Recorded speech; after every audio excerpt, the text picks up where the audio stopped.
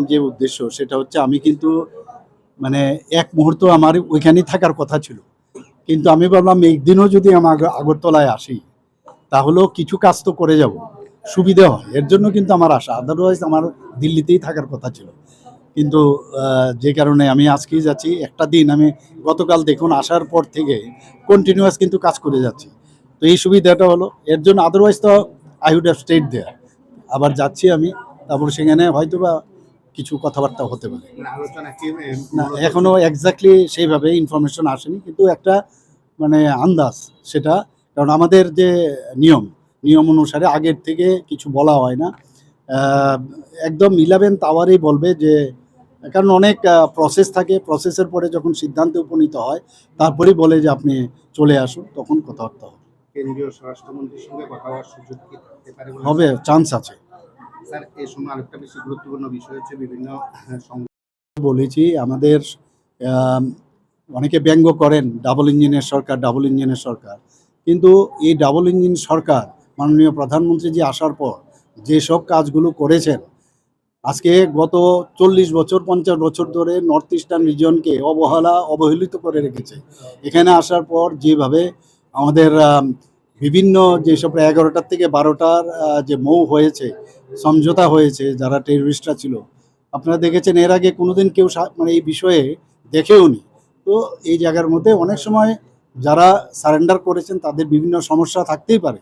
আমি নিজেও ওদের সাথে কথা বলেছি এবং ওনাদেরকে যে দাবি দাওয়াগুলো একদম যা যা লেখা আছে মোয়ে, সেই একদম ওইভাবেই কিন্তু ফলো করা হবে, এর বাইরে কিন্তু কোনো ফলো করা হবে না। তারপরও আমি আধিকারিকদের বলেছি যদি কোনো জায়গার মধ্যে দেখা যায় যে কিছু রিল্যাক্সেশন করা যায় তাহলে আপনারা দেখুন, সেই কথাটা পর্যন্ত আমি ওনাদেরকে সামনে রেখে আমি বলেছি।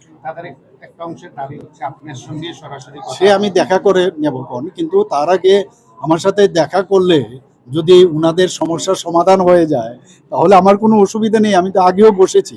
তো একটু সময়ের সমস্যা আছে, আদারওয়াইজ আমার যে মেসেজটা যারা আমার আধিকারিকরা আছেন তারা ওনারা দিয়েছেন যে আমি কি বলতে চাইছি, এবং যে সমস্যাগুলো আছে আমি দেখা করবো, কোনো অসুবিধা নেই। সমস্যা হয় এবং আমি বারবার যে কথাটা বলি, এই সরকার সমস্যা সমাধানের সরকার, আর আগের সরকার সমস্যা সৃষ্টি করার সরকার ছিল। আর কাজ করলে কিছু না কিছু সমস্যা হতেই পারে, এবং এগুলো কিন্তু মানুষকে কনফিডেন্সে রেখে করতে হবে। এরকম না ইচ্ছাকৃত অনেক জিনিস আছে যেগুলো অনিচ্ছাকৃত, তারপরও মনে হলো যে বিষয়গুলো নিয়ে আলোচনা দরকার, এবং কিছু জিনিস আছে যেগুলো ইচ্ছে করলে এখনই করে দিতে পারি, আবার কিছু আছে যে কারোর উপর ডিপেন্ড থাকতে হয়। তো এইসব সার্বিক যে বিষয় আছে, যে বিষয়গুলো আপনারা কালকে দেখেছেন, আমরা আলোচনা করেছি, এবং আমি নিশ্চিত আমরা কিছু না কিছু একটা সমাধানের রাস্তা আমরা খুঁজব, এবং মানুষের স্বার্থে আমরা কাজ করব।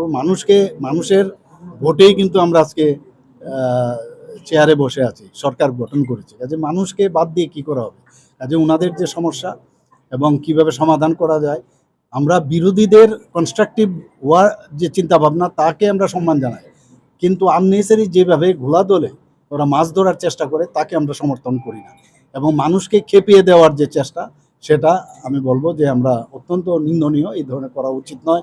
এই সরকার বাস্তবিক অর্থেই মানুষের জন্য কাজ করবে, এবং আপনারা দেখবেন একের পরে আস্তে আস্তে করে আমরা এই কাজগুলো ঠিকভাবে করব। আমি তো বললাম সব বিষয়ে আমরা দেখছি, এবং অতি মানে কম সময়ের মধ্যে এই বিষয়গুলো নিয়ে আমরা আলোচনা করে একটা ফাইনাল একটা ডিসিশন আসবে। আপনারা জানবেন, চিন্তার কোনো কারণ নেই।